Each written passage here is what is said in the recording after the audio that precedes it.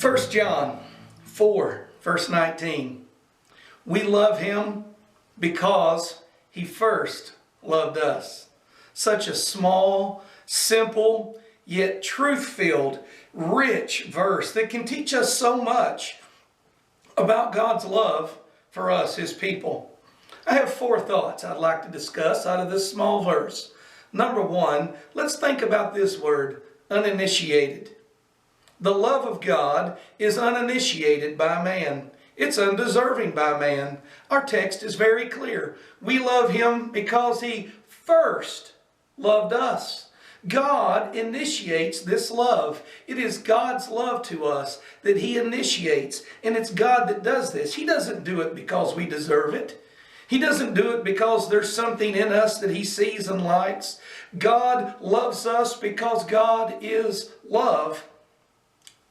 And in John chapter 15, verse 16, Jesus says this, "You have not chosen me, but I have chosen you and ordained you that you should go forth and bear fruit, and that fruit should remain."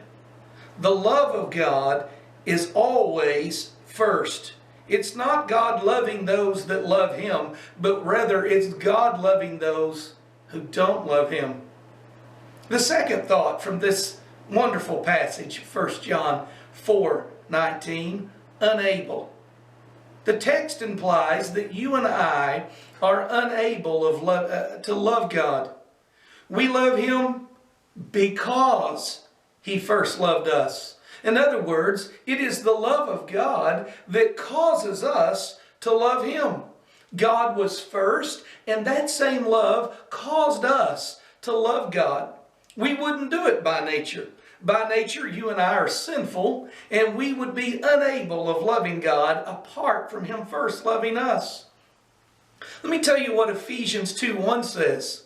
"And you hath he quickened who were dead in trespasses and sin."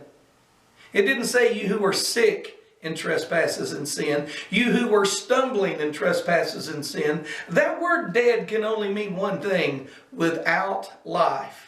And with no life, there's no ability. You and I could not please God in any way unless God first loves us. And that love is what enables us to love him back. Our third thought, unique. The love that's being described here in this passage is a unique love. The Bible is filled with passages that talk about God's general love for all mankind. And we see that clearly taught in Matthew 5, verse 45. "For he makes his sun to rise on the evil and on the good, and he sendeth rain to the just and to the unjust." God is gracious and merciful to every human being. But notice the words that are used in our text. The words we and us. John puts himself in a separate group from all humanity.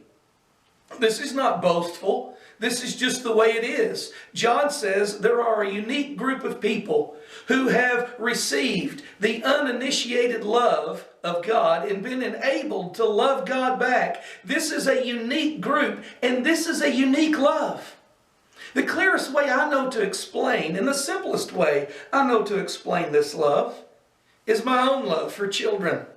I love kids. I love playing with kids. I love teaching kids. I love watching kids. But there are 2 kids I love more than any other. They are my own children. And as believers in Jesus Christ, we become heirs with Christ. We become the sons of God. Therefore, God has a general love for the entire world. But for those of us, his children, he has a much, much greater and deeper love. This love is unique. Jeremiah knew about this love. In chapter 31, verse 3, he wrote, "The Lord hath appeared of old unto me, saying, Yea, I have loved thee with an everlasting love. Therefore with loving kindness have I drawn thee." The Lord does not draw everyone. He does not bestow that love upon everyone. But those of us who are loved first and who are enabled to love him back, That is a unique and special love that most of the world has not known. Our fourth thought, it's unending. This love is an unending love. There's no limit to God's love. When God initiates love, when God enters a relationship, God brings that relationship to completion. God does not love people until they do something He doesn't like and then no longer loves them. No, we love God because He first loved us. And since He first loved us, God initiated a relationship with the believer. And that relationship is an eternal relationship. You say, how do you know that? I know that very simply. God has never made a mistake. God has never began something that He did not finish. In Philippians chapter 1, verse 6, Paul writes, being confident of this very thing, that He which hath begun a good work in you will perform it unto the day of Jesus Christ.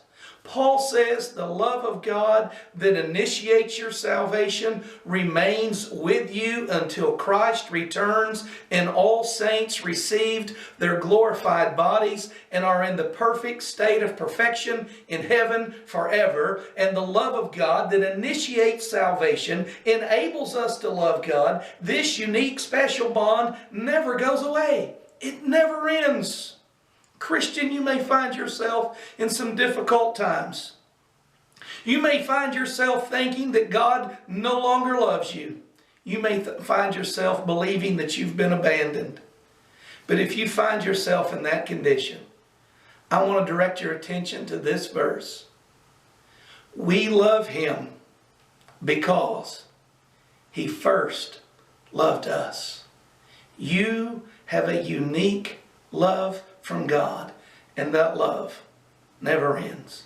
That should be enough to cheer us in our darkest days. I pray it's an encouragement to you.